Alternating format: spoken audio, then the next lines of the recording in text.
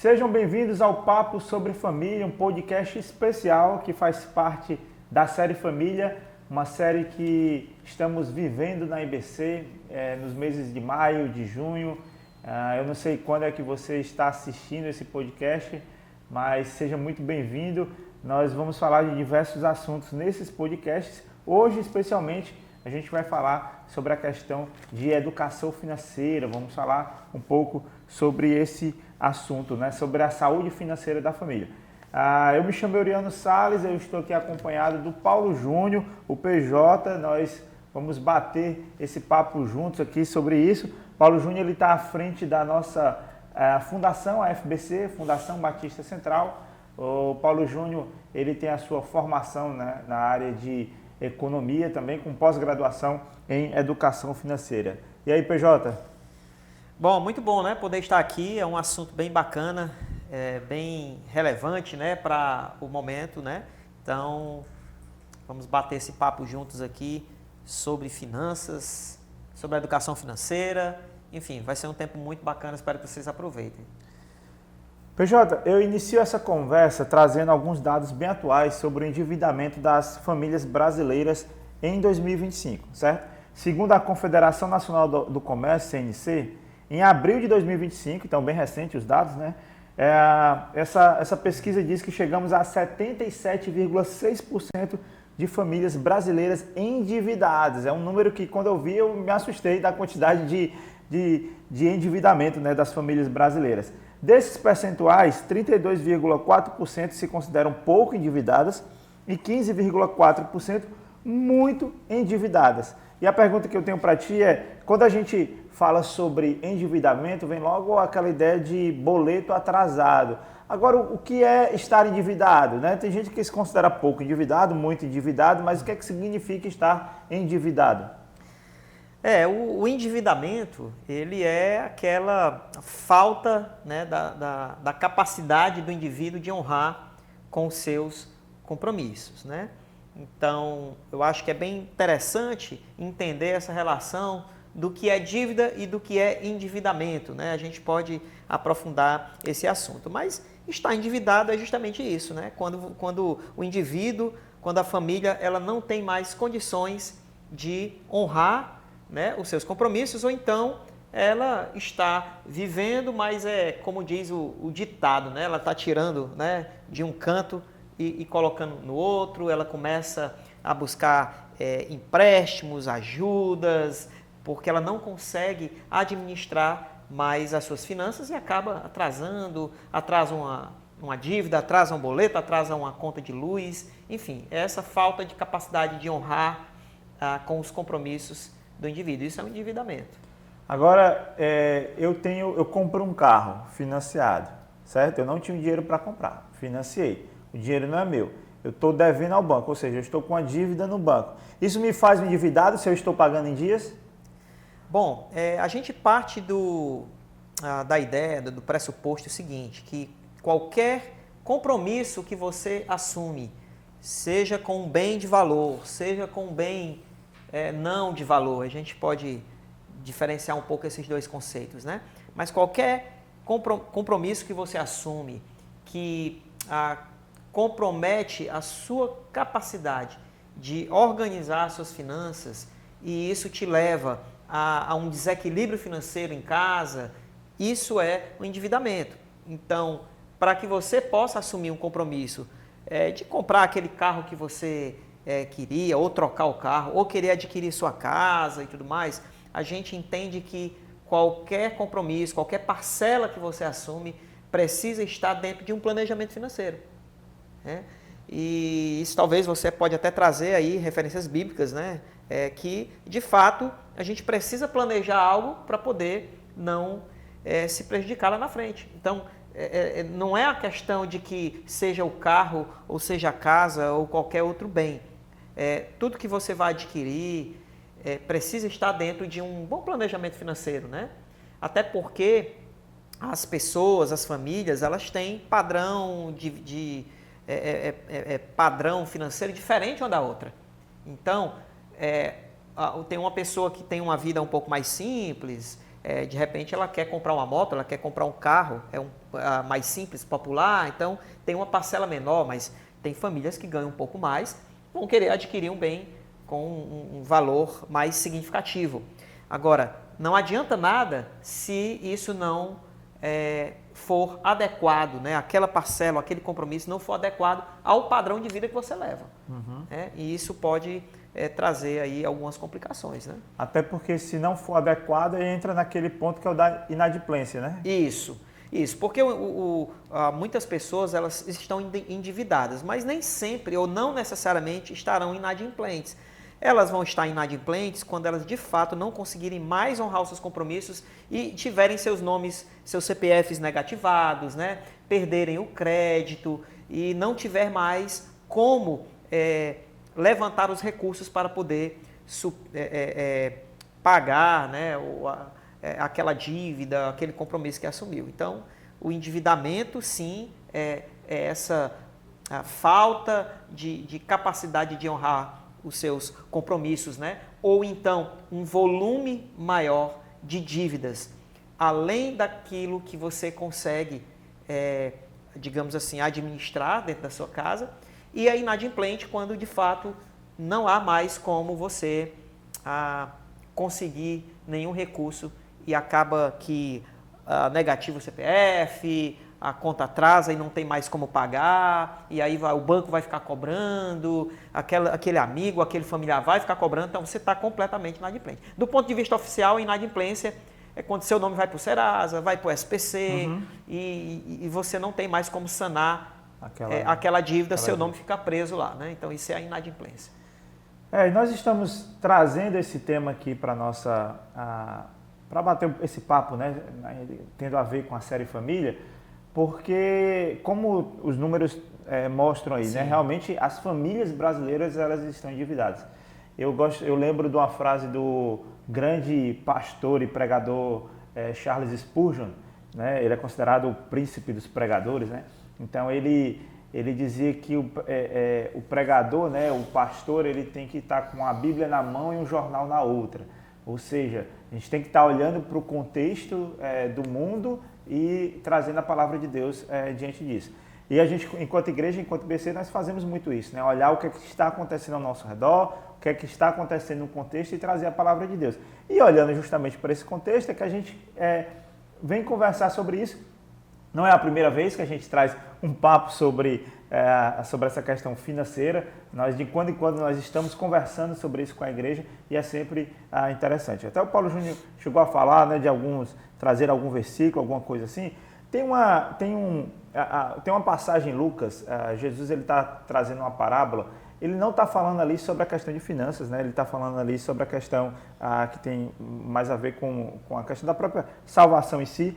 Mas ele começa, mas é bem interessante porque acho que é uma parábola que se encaixa bem nessa questão que a gente está falando aqui financeira, ainda mais de planejamento, que o Paulo Júnior vai até abordar um pouco mais.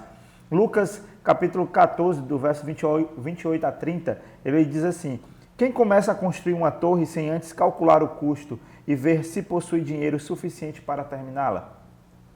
Pois se completar apenas os alicerces e ficar sem dinheiro, todos rirão dele, dizendo: esse aí começou a construir, mas não conseguiu terminar. Então, isso que Jesus traz nessa parábola tem tudo a ver com a questão do planejamento.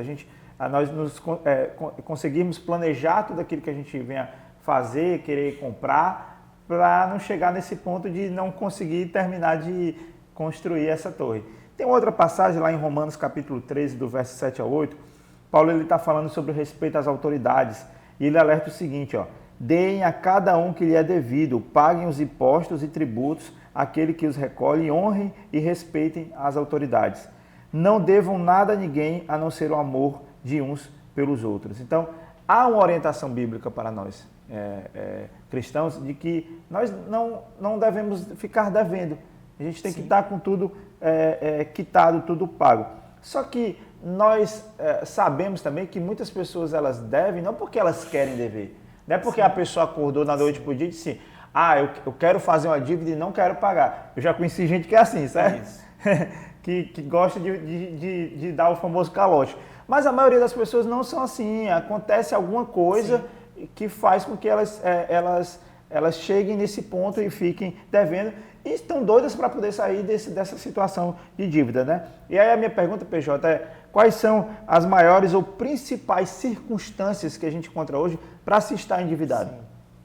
Existem várias situações, mas eu diria que existe uma questão que, de certa forma, tem a ver com a realidade econômica da família, né, ou do país, digamos assim, quando existe um arroxo, né, nas contas ou nos preços, né, a inflação, e isso depende de muitas realidades, né, depende de uma conjuntura econômica, muitas vezes internacional, como a gente está vendo aí hoje, né, o mundo à beira de uma guerra, uma disputa comercial entre as duas principais economias do mundo hoje, Estados Unidos e China, o tarifaço, né, que foi aplicado por ambas as nações, enfim, e tudo isso afeta as outras economias, principalmente dos países em desenvolvimento, né, os países emergentes, enfim.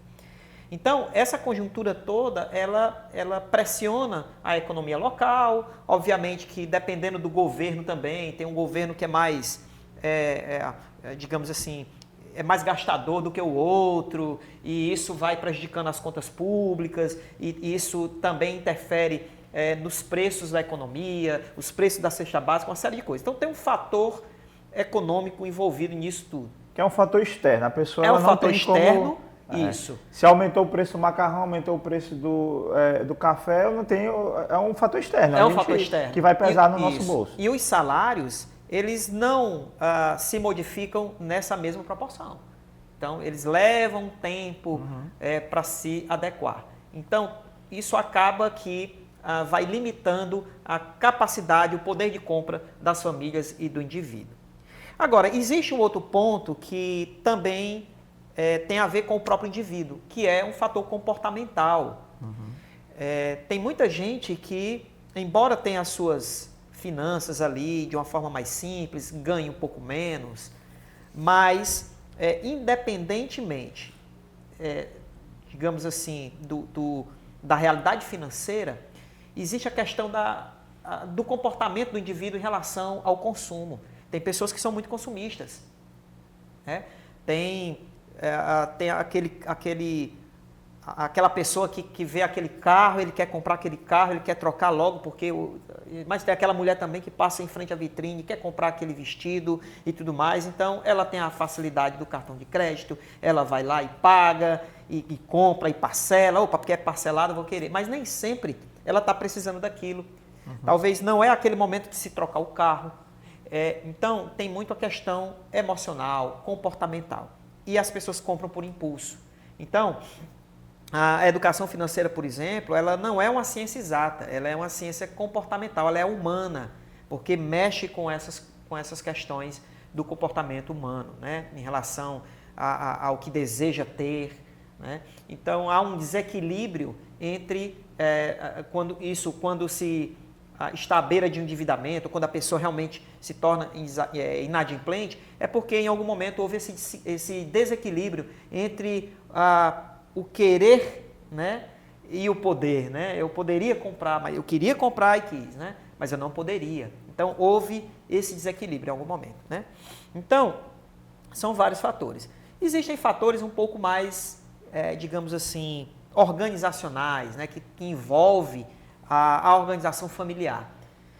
A falta de um planejamento, a gente já comentou aqui, a falta de um orçamento, quando você consegue mapear, né, todos os seus gastos, né, de acordo com as suas categorias, e você anota direitinho e você tem aquele parâmetro. E eu não estou falando... Ter uma planilha financeira, nem que seja no papel. Então vamos lá, a planilha financeira aí é um controle um pouco mais elaborado, né? Mas a organização financeira, você precisa construir esse modelo mental de como que as suas finanças são organizadas. Isso é um primeiro fator. Mas esse modelo mental você constrói à medida que você treina e você coloca na ponta do lápis dos seus gastos. Né? Se você não sabe mexer com a planilha e tudo mais, nem que seja no caderninho, mas você parte ou, aliás, você vai além de um controle de contas, porque tem gente que faz isso, não é? Não, eu anoto tudo que eu gasto, mas não é isso. Orçamento é diferente de controle de gastos. Né?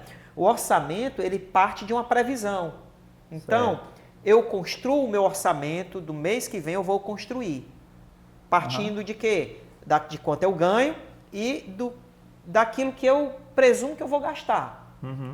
E aquilo que eu não sei que eu vou gastar, eu vou fazer aqui digamos, uma estimativa. Vamos supor, um exemplo.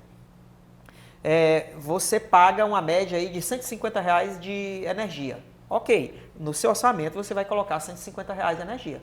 Na média, vai variar um pouco mais, um pouco menos, porque partindo do pressuposto que não vai haver um aumento muito brusco, você não comprou um ar-condicionado e tal. Não, a sua média de pagamento de energia é aquele lá. Então você coloca R$150 lá. Cara, eu vivo com R$1.000, eu vivo para comprar coisas de supermercado. Ok, você bota os R$1.000 lá.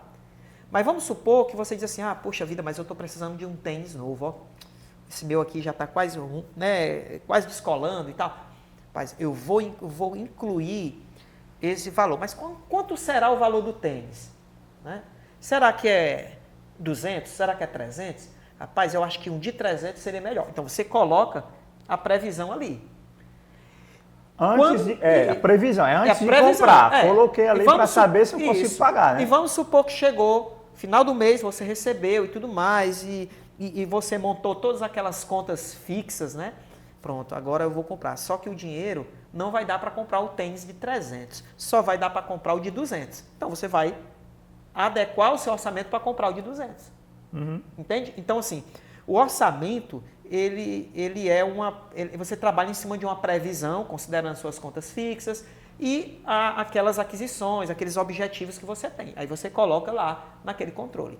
É diferente quando você só recebe o seu valor de salário, a sua remuneração, e aí você começa gastando, comprando e vai anotando. Vou anotando, gastei. Aí quando chega no final do mês, cara, furou, deu no vermelho.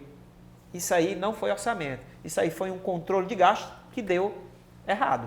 Deixa eu te falar a que eu faço. Aí você me disse se ela é só um controle de gasto ou se também ela serve também como essa questão de planejamento, né? Na minha planilha eu coloco lá as entradas, né? Da minha esposa também, que acho que é um fator importante. Eu conheço muitos casais que o marido não sabe quanto a esposa ganha, a esposa não sabe quanto o marido ganha, e aí fica aquela confusão, um paga uma coisa, o outro paga outra, e no final das contas não conseguem construir e planejar juntos. Isso é um problema, né? Então lá a gente coloca lá a entrada de cada um, aí eu coloco lá as saídas, que são aquelas saídas que já é fixa, que a gente já sabe, então tem que pagar a prestação de casa, tem que pagar água, tem que pagar luz, que nem você disse, assim, eu já tenho uma noção qual é o custo, assim, vai variar um pouquinho para cima ou para baixo, mas a gente tem uma noção. Plano de saúde e tal, aquilo tudo. Aí, o que acontece? O que eu gasto com cartão de crédito, por exemplo, eu não fico dependendo da fatura do cartão para saber quanto eu vou pagar. Porque eu tenho na planilha, eu coloco tudo que eu vou... Se eu comprei algo no cartão de crédito hoje, eu vou lá na planilha e coloco o que eu comprei. Comprei isso. Aí eu boto lá na categoria, por exemplo, comprei um tapete para casa. Aí tá lá, categoria casa, aí eu coloco lá o nome da loja, o que eu comprei, o valor que eu comprei, quantas vezes foi, e eu coloco no final qual é o mês que vai terminar aquela prestação. De certa forma, olhando para isso aí que eu vejo, quando eu quero comprar uma coisa nova, eu olho assim, não, peraí, isso aqui vai acabar no próximo mês, então eu vou deixar para comprar só no próximo mês, porque eu substituo essa prestação. Querendo ou não, isso é uma forma de planejar o futuro aí, nesse caso, né? Quando eu falo que existe a questão do orçamento e do controle de gastos, né? Eu não estou dizendo que o controle de gastos ele é errado, só estou dizendo que muitas pessoas acabam confundindo esse simples controle com o orçamento. Ela abandona o orçamento apenas para ficar anotando o que gasta, né? O que comprou e tudo mais. E nem todo mundo tem essa habilidade de fazer controle como você faz. Então, se você consegue conviver dessa forma e adequar os gastos, né, e não ter problemas em relação às suas finanças, não tem problema, porque, de certa forma, você está planejando.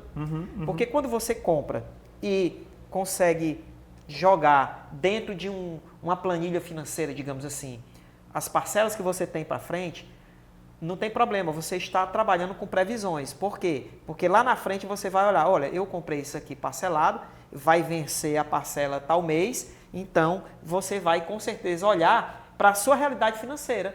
Será que eu vou ter dinheiro para pagar? Então, de certa forma, isso não é o que você está fazendo, não é necessariamente só um controle, ele é um controle dentro de um planejamento. Então, eu acho que é essa a diferença. Tem pessoas que abandonam o planejamento financeiro, abandonam o orçamento, que é a sua, digamos assim, categorização dos gastos de acordo com a sua realidade de vida financeira e apenas faz aquela anotação, gastei isso, gastei aquilo, e só no final é que ela vai ver se deu positivo ou deu negativo, né, o saldo na conta, digamos assim, né? E uns acabam fechando no vermelho. Muita gente acaba fechando no vermelho, né? É porque ela não trabalhou ela não se antecipou, de fato ela não conseguiu enxergar como que ficaria esse cenário, né, dos gastos dela. Então, eu acho que essa é a diferença que precisa ter, né? Então, ó, ponto 1 aí é a gente organizar essas finanças, né? Isso. Colocar isso no papel para poder saber de fato com o que está gastando e com o que pode gastar. Agora, eu falei aqui de cartão de crédito, eu quero aproveitar e entrar já nesse ponto aqui. O cartão de crédito, ele é um vilão? Olha, o vilão somos nós. O vilão é o indivíduo quando ele assalta a si mesmo. Porque quando o cartão de crédito em si, ele não tem nada a ver, ele é apenas uma forma, ele é uma moeda de plástico, como a gente chama, é um dinheiro de plástico, ele é uma ferramenta, ele é um meio que facilita a aquisição de um bem ou serviço. Então, o cartão de crédito em si, ele não é o vilão. O vilão é quando o indivíduo, ele acha que o cartão de crédito, que todo aquele valor, aquele crédito ali é dele e ele tem tudo e ele gasta deliberadamente. Esse é o grande vilão. O cartão de crédito ele não vai sair sozinho do seu bolso para poder comprar aquilo que você quer. É a sua decisão, é a sua escolha que faz com que o cartão de crédito ele se volte contra você, né? Agora, nós vivemos numa realidade, principalmente no Brasil, onde por conta da inflação, por conta dessas mudanças bruscas na economia, o aumento de impostos, de uma hora para outra aparece um imposto, e isso vai diminuindo o seu poder de compra. Obviamente que o indivíduo vai ter que se recorrer ao crédito. Só que o crédito no Brasil, ele é muito injusto, porque nós temos, por exemplo, um cartão de crédito que vai dar uma média aí de 400% por ano de juros. Então, é um percentual muito alto. Então, quando você se recorre ao cartão de crédito e qualquer mudança brusca na economia ou na sua realidade de vida, por vários fatores, seja por uma doença, porque você mudou de emprego, ou foi demitido, ou bateu o carro e não fez uma poupança antes, ou alguma coisa do tipo, né? Quando acontece isso, aí você acaba que, acaba devendo o cartão. Eu vou ter que sacrificar o cartão, né? E os juros é muito alto. Esses 400% que você falou, que é um absurdo, né? Justamente nisso, é quando a gente não consegue pagar e aí entra naquele, chama crédito rotativo. Isso, entra no crédito rotativo, aí a pessoa acaba, eu não vou conseguir pagar, eu vou pagar o mínimo. Pagar o mínimo. E quando você paga o mínimo de cartão de crédito, você só está pagando os juros da dívida.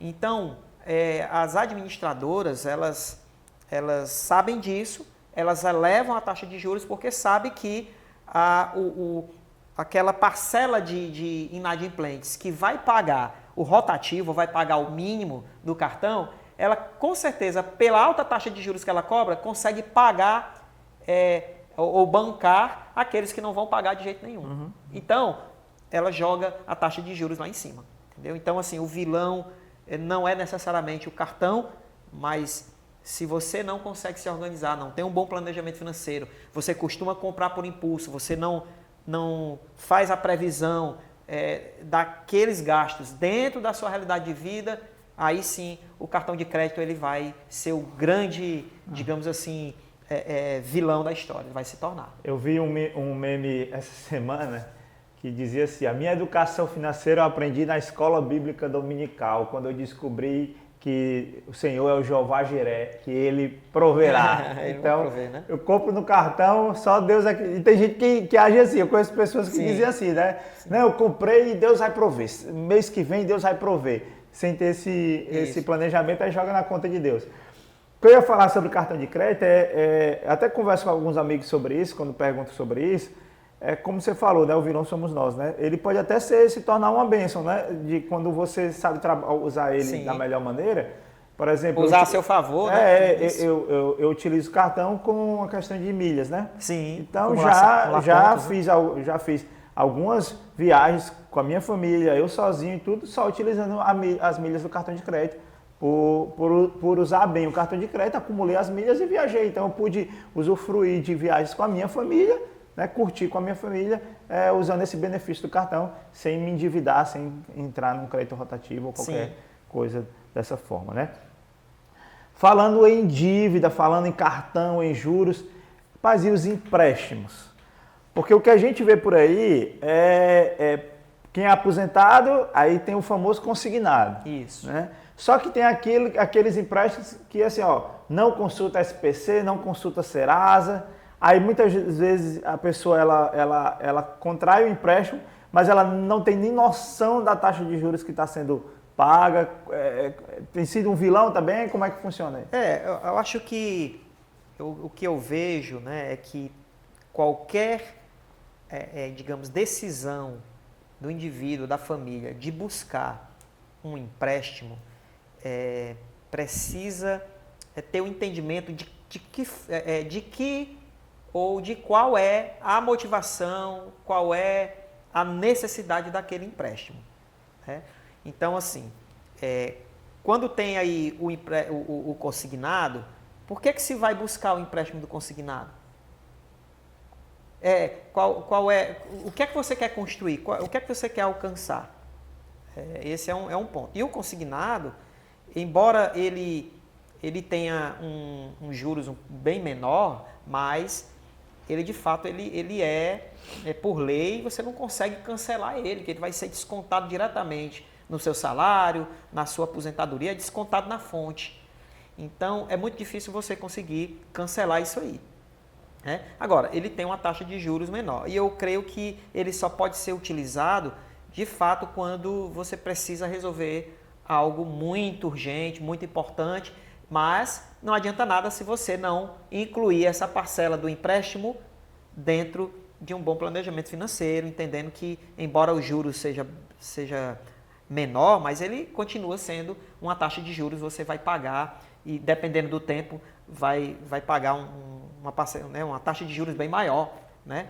Então, assim, ele não diria que é um vilão, mas qualquer empréstimo que você toma, você tem que observar, de fato, esse percentual, essa taxa de juros e tem que entender qual é a finalidade disso. Né?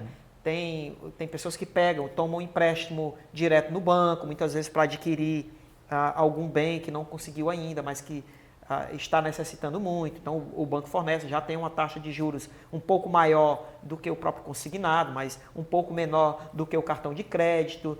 Tem gente que pega direto o empréstimo do cartão de crédito, porque tem lá a opção. Sim. Então, dependendo aí da modalidade do empréstimo, de fato, se você não faz um bom planejamento, ele vai ser um vilão também, né? Mas assim, hoje, para as pessoas que que não observaram isso antes, experimentaram essa questão do empréstimo e hoje estão muito enroladas, né? Hoje você pode buscar a chamada portabilidade de dívidas, né? Para você poder tentar negociar uma dívida, negociar aquela dívida com a taxa de juros menor. De repente você pegou o empréstimo, foi direto no banco, direto no cartão, na administradora do cartão de crédito. E a taxa de juros ela está te consumindo. De repente você, através de um empréstimo consignado, você consegue melhorar a tua situação em relação àquela dívida. Então, são estratégias que você pode buscar, né?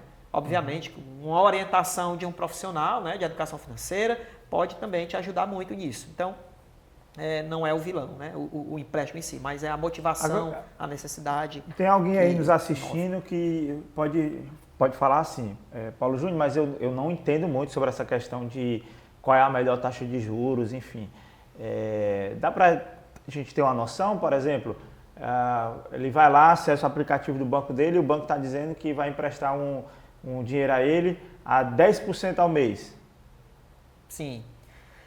A gente costuma dizer o seguinte, que não é necessariamente aquela taxa de juros que digamos assim, o banco está dizendo, ou que está constando ali, digamos assim, no contrato, né?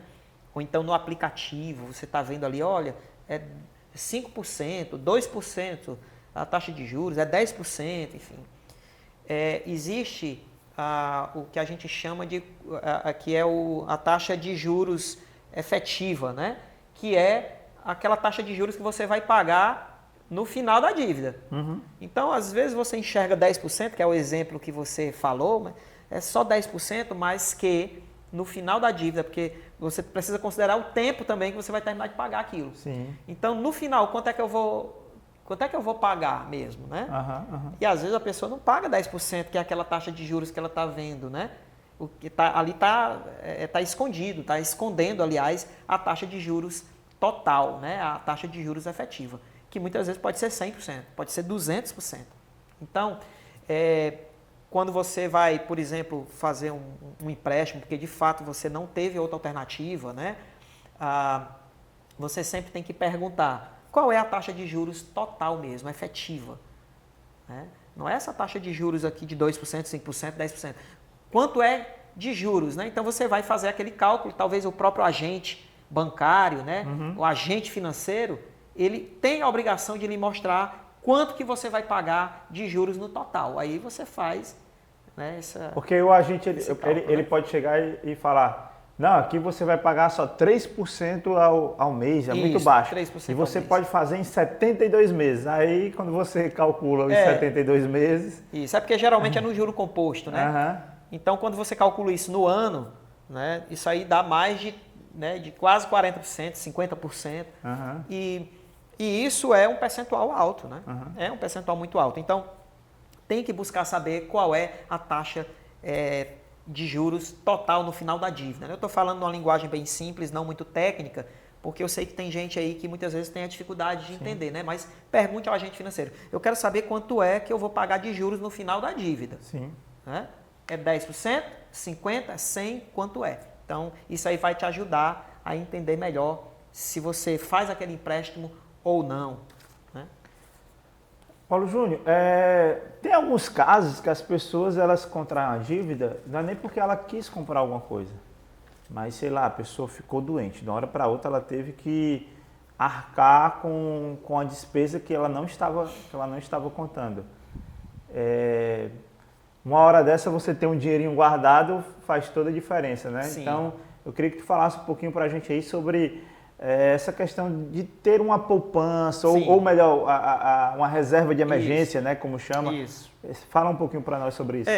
No Brasil, a gente tem uma cultura financeira já bem atrasada, né? Só para você ter uma ideia, somente em 2018, não faz muito tempo, né, um pouco antes da pandemia, é que foi decidido que seria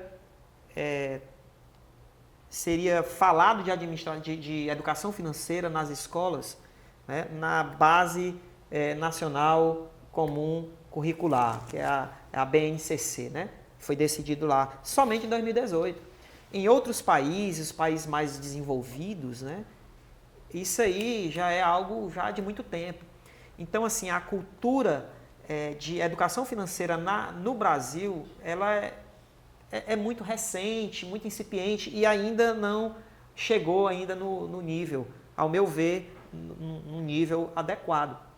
Então, de uma forma geral, a população não tem muito essa cultura de poupar. E poupar, quando eu falo, é guardar dinheiro, e guardar o dinheiro com a melhor ou com a maior taxa de remuneração daquele dinheiro, né, que você puder encontrar. Então, isso é poupar. Então, a gente aqui no Brasil não tem muito essa cultura. E isso compromete muito, né, numa situação assim, por exemplo, né, de uma contingência aí, seja de uma doença, porque o carro quebrou, né, enfim, tem uma série de outras coisas. E aí, a pessoa nem sempre tem aquele valor guardado, mas é extremamente importante você começar essa cultura de poupança. E eu lembro que há um pouco mais de 20 anos atrás, quando eu e minha esposa decidimos casar, né, E a gente, aliás, antes de casar, a gente começou a poupar, né? Começamos a poupar. Então, mesmo que fosse, vamos supor, para os dias de hoje, né? Rapaz, não, só deu para poupar R$50, vamos poupar R$50. Então, a poupança, quando você força a poupança, isso está implicando em algumas coisas. Você está abrindo mão, né, de um desejo agora, atual, em detrimento de um desejo futuro, talvez até maior do que esse atual, talvez melhor. E é um sacrifício que se faz, mas tem uma estratégia muito bacana. Você, com o tempo, você vai criar esse hábito de poupar, você vai ter aquele valor ali guardado, e no dia que você precisar, você não vai precisar pedir emprestado. Você usa aquele valor porque ele foi uma reserva de emergência, uma reserva estratégica, né, como a gente chama, colchão de liquidez, né, como algumas outras pessoas chamam.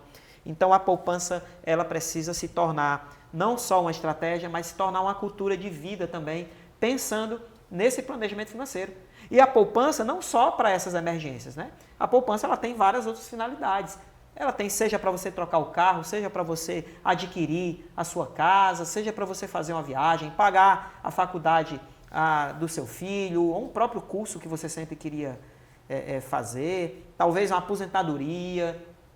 Enfim, tem essa finalidade também, né? Então, eu acho que... Eu aprendi aí ao longo da vida que tem que ter um dinheiro ali que não é para nada, ele é só para estar realmente guardado, mas de forma que eu consiga até sacá-lo de uma maneira rápida e simples. Porque se acontecer uma emergência da noite para o dia, eu tenho de onde tirar. Agora, eu tenho também aquilo que eu acho que é o Nubank, que trabalha com caixinhas, cofrinhos. Itaú trabalha com cofrinhos, né? Enfim, acho que o Nubank é caixinha, Itaú é cofrinhos, que eu posso até dar o nome, né, lá no aplicativo. Ó, eu quero, sei lá, viajar. Né? Aí eu posso destinar ali um dinheiro todo mês, botar R$50, R$100, trocar de carro. Eu vou fazendo essa separação, né? E aí a gente está falando de bens talvez um pouco maiores, né? Mas existem, digamos assim, gastos um pouco menores que também você pode utilizar essa ferramenta, essa modalidade aí das caixinhas, dos cofrinhos que tem em alguns aplicativos, para você conseguir se organizar. Por exemplo, e aí e tudo isso mexe com a questão do planejamento financeiro. Tem pessoas que elas esperam chegar janeiro para pagar o IPTU, espera chegar janeiro, fevereiro para pagar o IPVA, e outras anuidades que existem por aí. Enquanto que na cultura de poupança você já pode reservar uma parte desses gastos, dessas anuidades, mês a mês. Então, por exemplo, eu uso as caixinhas, eu uso para poder, quando eu, digamos assim, recebo o salário, a gente está em junho, né? Eu vou receber o salário agora, no começo de julho, eu vou receber o salário de junho. Então, daquele valor que eu recebo, eu já destino uma pequena parte para pagar o IPVA do ano que vem. Sim. Eu destino uma pequena parte para pagar o IPTU do ano que vem. Eu destino uma parte para pagar o licenciamento do ano que vem. Eu destino uma parte para poder pagar o seguro do carro, o seguro da casa do ano que vem. Então, e até do material escolar. E você sabe que quando já chega aí outubro, novembro, começa aquele desespero para comprar o material escolar do menino e tudo mais, dos filhos, e tudo caro. Então, você pode também já fazer uma estimativa. Olha, eu gasto R$3.000 com material escolar. Então, divide isso aí por 12. Vamos dizer que seja 2.400, né? Divide isso aí por 12. Então, você vai colocar R$200 mês a mês. Quando você coloca dentro dessa estratégia e você coloca numa ferramenta dessa que geralmente vai pagar uma remuneração de juros, né? Pelo menos que é o que a gente chama do CDI, né? Isso. E aí isso aí já é uma outra modalidade que a gente pode conversar depois, né? Esquece a caderneta de poupança, né? Tem a caderneta de poupança, caderneta de poupança, CDI, que funciona muito parecido e rende um pouco melhor, né? E rende um pouco melhor, né? E aí você vai ter o valor já antecipado, rendendo. Então, digamos que os 2.400 do valor do material escolar lá na frente, quando você for pagar, e você vê aquele valor acumulado, ele já não está mais valendo 2.400, está valendo mais. Porque você guardou, ele foi rendendo mês a mês. Então, a estratégia, tudo é pensar... Não, e ainda tem outro ponto. Aí quando você chega lá para comprar, diz assim, mas eu vou pagar à vista. Aí não, então se é à vista, então você tem 10%, 5% ainda tem a possibilidade, de desconto, tem essa possibilidade, né? Hoje é mais difícil, se dá aí 10%, vai depender muito da loja, né, do bem que você está adquirindo, é muito difícil dar 10%, geralmente dá 5% e tudo mais, etc. Mas tem essa possibilidade também. Mas é interessante, eu faço isso na questão da escola, das crianças. Isso desde quando o Liz começou a ir para a escola, a gente criou esse hábito, que é pagar a escola antecipada. Então eu pago a minha anuidade da escola de forma antecipada. A escola, devido às inadimplências que existem em escola, então a escola ela gosta disso e ele consegue me dar mais de 20% de desconto quando eu pago o ano todo. Acho que não tem aplicação financeira no mundo que me dê esse retorno. Então, tão rápido, né? Eu consigo, todo mês eu separo, ao invés de estar pagando a escola, na verdade eu estou separando a parcela que seria do ano que vem. É um depósito de confiança. Isso. Então, quando eu chego no começo do ano que eu chego na escola, vamos negociar, quanto por cento? Tantos por cento. Já paguei, ele ficou feliz, eu fiquei feliz porque saiu mais em conta. Pronto, são estratégias, né? Então, o que você tem que entender é o que é que eu vou conseguir fazer, qual a estratégia que eu vou conseguir utilizar para eu poder economizar meu dinheiro, pagar menos juros, né? Ou conseguir um rendimento maior. São estratégias, né? Agora, é até interessante a gente não ir entrando rapidamente sobre essa questão de onde investir, porque eu também escuto muitas pessoas dizendo assim, não, mas eu não consigo guardar dinheiro não, mas eu consigo fazer um consórcio. Sim. Né? Eu acho interessante, eu particularmente acho interessante o consórcio. A parte ruim é porque se eu precisar do dinheiro eu não tenho, Pronto. né? Eu acho que isso aí é um ponto que é, digamos, crucial nessa questão, né? da questão da poupança. A poupança, ela, lógico, com a melhor remuneração que você puder guardar o dinheiro, ela precisa ser, em se tratando de reserva estratégica ou reserva emergencial, ela precisa ter uma liquidez imediata. Liquidez imediata significa o quê? Que na hora que eu precisar, eu preciso ter aquele valor ali disponível, né? Para eu poder sacar e resolver aquilo. Então, eu também recebo N perguntas aí de pessoas que me procuram pedindo orientações de como poderia fazer o seu dinheiro render. Olha, porque eu queria aplicar no CDB, eu queria comprar um fundo imobiliário, eu queria aplicar na bolsa. Aí a primeira pergunta que eu faço é, você tem a sua reserva já garantida? E a maioria das pessoas não tem. Então, a parte de investimento já é uma outra etapa. Para você chegar lá, você precisa, de fato, ter construído a sua reserva estratégica de emergência. E os especialistas financeiros, eles dizem o seguinte, que se você não tiver a sua reserva de emergência guardada, equivalente de 6 meses a 1 ano do seu salário, você ainda está numa situação, um potencial endividado, certo? Você pode ter todas as suas finanças organizadas, direitinho, ali bonitinho, tá pagando todo mundo e tal. Mas se você não tiver guardado de 6 meses a 1 ano da sua renda mensal, você é um potencial endividado. Por quê? Porque podem acontecer justamente situações que venham a desestabilizar as tuas finanças. Então, por exemplo, se você tem um custo, vamos fazer uma conta básica aqui por baixo. Sim. Se você tem um custo mensal para sobreviver de R$2.000, Isso. Então eu teria que ter 12 mil guardado, porque caso Isso. Vai que eu fico desempregado. Isso. Eu tenho 6 meses garantidos das minhas contas você pagas. Você bancar, né, a sua, digamos assim, a sua realidade de vida, o seu padrão de vida, naquele período, até você conseguir se realocar no mercado de trabalho, ou então você conseguir encontrar uma outra alternativa, uma outra fonte de renda, etc. Então, aquilo ali vai evitar que você saia pedindo emprestado a um e a outro, que você recorra ao cartão de crédito, né? Que você recorra aí a outras modalidades de empréstimo, e isso só vai aprofundar a tua dívida, a tua situação, vai complicar mais ainda a tua situação financeira. É aquela história, a gente não pode ficar contando com com a sorte. Né? Isso, contando com a sorte. Senão, que é outro problema hoje em dia, né?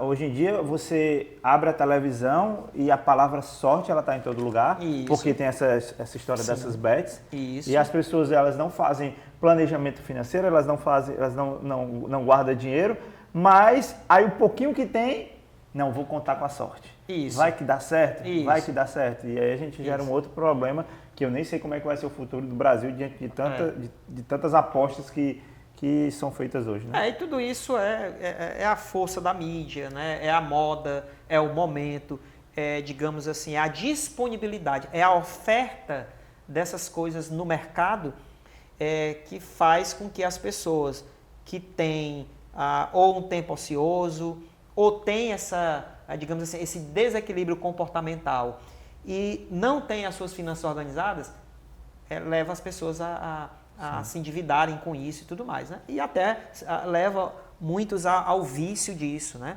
E tem uma questão também ligada à questão financeira que eu acho que é importante frisar. As pessoas pensam assim, eu vou pagar tudo, vou pagar, vou comprar, vou me manter e tal, eu vou ver quanto é que vai sobrar. De repente o que sobra, de repente eu jogo na Mega Sena, eu jogo na Bet, na lotérica, vou ali, faço a quina, etc, etc. Então, às vezes ela fica ali torcendo para que sobre dinheiro. E eu acho importante frisar isso porque não se pode pensar em sobra. Você precisa alocar todos os valores que você recebe dentro do teu orçamento, dar um objetivo para aqueles valores, né? Então, eu acho que isso é importante também, porque quando se pensa na sobra, você pensa num dinheiro sem objetivo. Ele fica ali, solto. E aí, é um prato cheio para quem tem uma questão comportamental, que não sabe adiar, né, a compra de um bem, ela acaba comprando por impulso. Por quê? Porque o dinheiro está solto. Quando ele está amarrado, quando ele está alocado para aqueles compromissos ou para aqueles sonhos ali, né, os objetivos futuros, aí você realmente fica mais fácil de você evitar aquele gasto, né? Tem até um outro ponto, quando você falava disso, eu me lembrei agora, né? A gente também tem que ter um cuidado, e aqui estou falando para a maioria, acho que vai assistir, talvez da igreja, né? Que tem que tem a questão da oferta, do dízimo, de não transformar a sua oferta e seu dízimo também como se fosse uma aposta esportiva. Como? Eu vou ofertar aqui, eu vou dizimar aqui, porque Deus, eu vou fazer uma prova de Deus para Deus ele me abençoar. Sim. Não, porque senão é como se eu estivesse fazendo isso. Não, eu vou pegar esse dinheirinho aqui, eu vou apostar aqui, vamos ver no que é que dá. Gente, não, o que a gente faz para o Senhor em termos de oferta, em termos de dízimo, é agradecendo ao Senhor por aquilo que Ele já nos deu. E não fazendo uma prova com Deus pelo aquilo que Ele pode nos dar. Não, porque Deus, a graça do Senhor sobre nós é independente de qualquer coisa. Né? Então, o que eu faço e o que eu devo fazer, e até como primícias, né? Eu faço como gratidão ao Senhor por tudo aquilo que Ele já fez na minha vida e não porque eu quero que Deus venha fazer mais. Né? E do ponto de vista financeiro, né? Na sua, digamos assim, no seu orçamento, naquela planilha, ou digamos assim, naquela anotação que você faz, prevendo os seus gastos, né, as suas contas direitinho, tem lá a categoria, dízimos, ofertas, e você direciona aquele valor. E é o primeiro que você deve destinar. Né? Normalmente, geralmente, quando eu vou fazer, né, ou ajustar o meu orçamento mês a mês, geralmente eu faço o orçamento para o ano todo. Mas mês a mês eu vou ajustando justamente por conta dessas volatilidades dos preços de algumas coisas, né? É o combustível que aumenta, né? O arroz, é o café que aumenta desesperadamente, o ovo, tudo isso traz a necessidade de alguns ajustes. Então, eu faço o orçamento para o ano todo, depois eu vou ajustando mês a mês. E mês a mês, quando eu vou ajustando o orçamento, a primeira coisa que eu coloco lá dízimos e ofertas. Aliás, eu já até peço, vou descontar logo na fonte aqui. Por quê? Porque é um valor que não é meu. Eu entendo que o dízimo é um valor, né? A Bíblia nos ensina isso, né? E eu creio nisso. O dízimo não é meu. O dízimo é o que eu estou devolvendo daquilo que Deus já me deu. Né? Então, é a primeira coisa que eu olho, são as primícias. Né? Então, quando se faz isso... Agora, precisa se atentar também que se você, mesmo você fazendo isso, aí você também descontrola tudo, daqui a pouco você está devendo, aí você está devendo o vizinho, está devendo o amigo, está devendo o familiar, está devendo a mercearia, está devendo o lojista, você está dando para Deus, mas você está tirando do outro. Né? Então você tem que ter esse cuidado também. Né? Eu preciso honrar o Senhor com 100%. Não é só com... A gente está falando em dízimo aqui, mas o pastor Armando, inclusive, já deixou isso muito claro várias vezes, né? Não tem a ver com 10%, é aquilo que Deus coloca no teu coração, é 2%, 5%, 10%, 15%, enfim. É aquilo que você tira como agradecimento ao Senhor. Mas, quando a gente fala em honrar 100%, a parte que fica comigo, eu saber administrar. Isso. Ser um bom mordomo daquilo que fica comigo. Até porque todo o resto, né? É o que você vai investir na escola do seu filho, é o que você vai investir numa viagem, é o que você vai gastar com outras coisas. Toda essa administração do restante desse valor, ele precisa também ter um propósito de abençoar a vida dos seus familiares, a vida das outras pessoas, de você também viver uma vida, digamos assim, que seja um bom testemunho. Né? Então, de certa forma, o restante das finanças, além daquele valor do dízimo que você devolve ali para Deus, ele também pertence a Deus e deve ser administrado da melhor forma para que você tenha um bom testemunho diante das pessoas. Né? Enfim, então, é importante entender que a importância de você olhar para esse percentual também dentro de um digamos assim, de um orçamento bem planejado e tudo mais, porque senão daqui a pouco você se desequilibrar o resto também, você não vai estar sendo um bom mordomo daquilo que Deus tem te dado. Perfeito. Paulo Júnior, a gente está chegando aqui ao final desse bate-papo, né? Passou rapidinho aí o tempo, mas eu fazendo um bom resumo aqui, acho que os passos a passo seriam, primeiro a gente fazer uma planilha financeira para entender os gastos, se você está devendo ou não, é até bom porque com a planilha você consegue perceber no que é que está gastando, né? Às vezes você está com... o cara está pagando Netflix, Prime, HBO, Globoplay. Opa, peraí, dá para tirar daqui, né? Dá para tirar daqui, por exemplo. Então, assim, faz uma planilha para entender para onde está indo o dinheiro e no que é que eu quero comprar. Uma vez que eu não tô devendo mais, pronto, não consigo dever mais, já consigo poupar? Sim. Aí eu já vou para a questão fazer essa reserva de emergência, né? Que é aquele dinheirinho guardado que eu posso sacá-lo a qualquer momento, vamos dizer assim, no momento que realmente for preciso. Passei dessa fase é onde eu entro na questão dos investimentos, né? Quando eu faço um investimento mais aprimorado, coisas assim. O primeiro passo é você de fato entender toda a tua realidade financeira. O que é que eu gasto? Né? Com o que eu gasto? Quanto que eu gasto? Eu tenho necessidade de gastar isso? Eu posso simplificar um pouco mais? Isso é só o que eu gosto de ter ou é o que eu realmente preciso ter? Então, quando você faz esse diagnóstico, entende como é que está todas as tuas... toda a tua realidade financeira, as categorias dos gastos e tudo mais, aí você vai tentar ver como que você consegue economizar com essa análise. Aquilo que você consegue economizar, aí você começa a jogar isso dentro de uma estratégia de poupança para você conseguir formar a tua reserva de emergência. Depois que você forma a tua reserva de emergência, você já tem o teu planejamento ali organizadozinho, aí você começa a olhar como é que eu vou investir melhor esse dinheiro para me dar uma remuneração maior. Né? Então, eu acho que antes da parte de pegar e sair investindo, procurando investimento, você precisa entender como é que está a tua realidade dos gastos, como é que está a tua formação de poupança, porque se você não equilibrar isso, qualquer investimento que você faça lá na frente, dependendo digamos assim, do percentual de remuneração, ele vai ser minado aqui pela tua desorganização financeira. Então, vai ficar um pouco contraditório. Então, organiza primeiro tuas contas, entendendo a natureza dos gastos, a realidade dos gastos, faz a formação de poupança, cria a tua reserva de emergência, depois você parte para um nível maior digamos assim, de guardar dinheiro, de poupar dinheiro, que é através do investimento, fazer o dinheiro render através do investimento. E além disso, como você falou, isso aqui é uma ciência comportamental. Isso. Né? Então, muitas vezes a compra por impulso, ela está ligada a uma questão de ansiedade. E aqui eu quero até falar sobre o Celebrando Restauração. Então, Sim. talvez tenha outras áreas na sua vida que você precise tratar, que você tratando isso vai te ajudar na questão financeira, né? Se é uma ansiedade que precisa ser controlada, que precisa ser trabalhada, talvez te ajude a você parar de comprar. Às vezes você tem até um trauma. Você foi alguém que na sua infância você foi privado de muita coisa. Quando você tem o seu poder financeiro, que você é dono do seu dinheiro, então você quer ter aquilo que você não teve, ou você quer dar para os seus filhos aquilo que você não recebeu dos seus pais e você acaba se endividando mais. Então acho que tem outras vertentes, tem outras áreas que precisam ser analisadas como um todo, e como igreja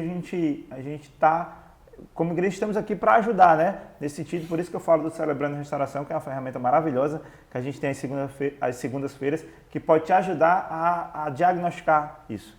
Isso. Tem alguns estudos que são feitos, né, que determinam ou definem, né, alguns comportamentos do indivíduo em relação às finanças, né? Que a gente chama de perfis psicológico financeiro. Tem aquela pessoa que é muito poupadora, tem aquela que é muito gastadora, tem aquela que é muito planejadora, né? Tem aquela que é muito doadora, né? Enfim, tem algumas características dessas pessoas. Eu acho que, de uma forma geral, a gente precisa olhar para as finanças ou para a educação financeira como uma aliada para que você consiga viver uma vida mais equilibrada. E eu sei que tem muitas pessoas que, pelo fato de ter uma ansiedade, ela pega, né, e sai comprando deliberadamente, ela quer se sentir mais aceita, né? Ou então ela passou por uma frustração assim no passado, né? Talvez no casamento, ou então na infância, e tudo isso vai influenciar no seu comportamento, né? E aí o perfil psicológico de cada um geralmente traz à tona essas realidades que foram vividas, ou traumas, né? Rupturas que houveram durante sua trajetória de vida. A forma como ela lida com o dinheiro vai dizer muito em relação a isso. Mas se entender, né? Entender-se, né? Tentar entender como foi a tua realidade, qual foi o teu primeiro contato com o dinheiro, como foi que aconteceu, como era a realidade dos teus pais, dos teus avós, em casa, né? Quando você era criança, adolescente, tá? Entender isso aí vai te ajudar também a entender o porquê que você sai muitas vezes ou doando demais, ou gastando demais, ou poupando demais. Porque até poupar demais pode te tornar a pessoa avarenta, né? E, então, assim, você trazer esse entendimento para si, eu acho que é extremamente importante para você trazer um equilíbrio, né? E você unir, né? Porque também você não pode ficar só refém das finanças, né? Eu tenho que poupar, tenho que ter dinheiro. Não é isso. Tem que trazer um equilíbrio para que você possa usufruir daquele recurso da melhor forma, de uma forma mais sábia, né? Mais equilibrada. Quero agradecer aqui ao Paulo Júnior pela participação, agradeço você que nos assistiu até agora, né? E que tudo isso que a gente trouxe aqui possa trazer algo de bom para você aí, uma nova resolução para a sua vida, tá bom? A gente fica por aqui e deixa um abraço aí para todo mundo.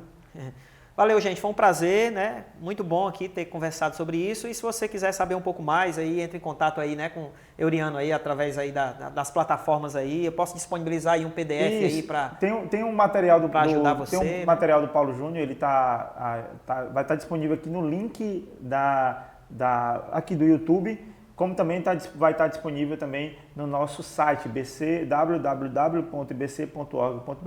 Lá tem a parte que é voltada para e-books, essas coisas, né? Para esses arquivos materiais digitais.